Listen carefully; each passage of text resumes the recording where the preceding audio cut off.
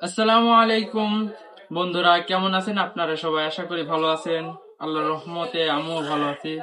আজকে এই হেলিকপ্টারের রিমোট, আরসি রিমোট যাই বলেন, এই রিমোট গুলো নষ্ট হয়ে যায় কারণ এই পেন্সিল ব্যাটারির জন্য।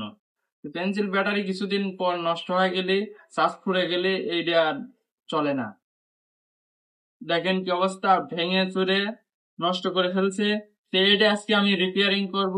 তো আপনারা সাথেই থাকুন, দেখতে থাকুন কিভাবে আমি রিপেয়ারিং করি।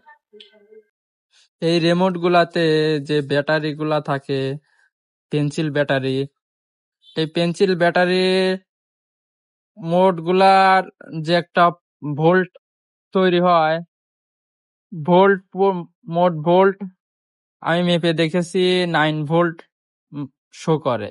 তো 9 ভোল্ট, তার জন্য আমাদের প্রয়োজন পড়বে একটা 9 ভোল্টের ব্যাটারি।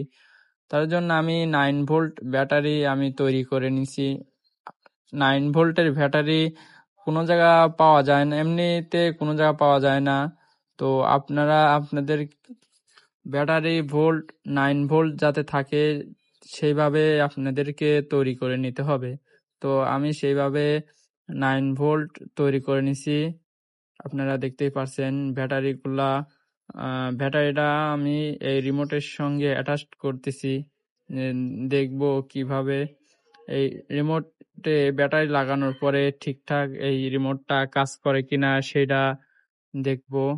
তার জন্য আমি সুন্দর করে সোল্ডারিং করে নিলাম যাতে লুজ কালেকশন না করে।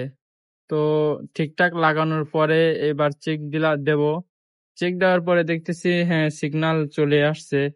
তারপরে হেলিকপ্টারের সুইচটা অন করে আমি এখন চেক করব। হ্যাঁ, চেক করে দেখলাম যে রিমোট ঠিকঠাক কাজ করছে, রিমোটও ভালো আছে, হেলিকপ্টারও ভালো আছে, আপনারা দেখতেই পারছেন। তো ভিডিওটা ভালো লাগলে একটা লাইক করে দিবেন, সাবস্ক্রাইব করে দিবেন।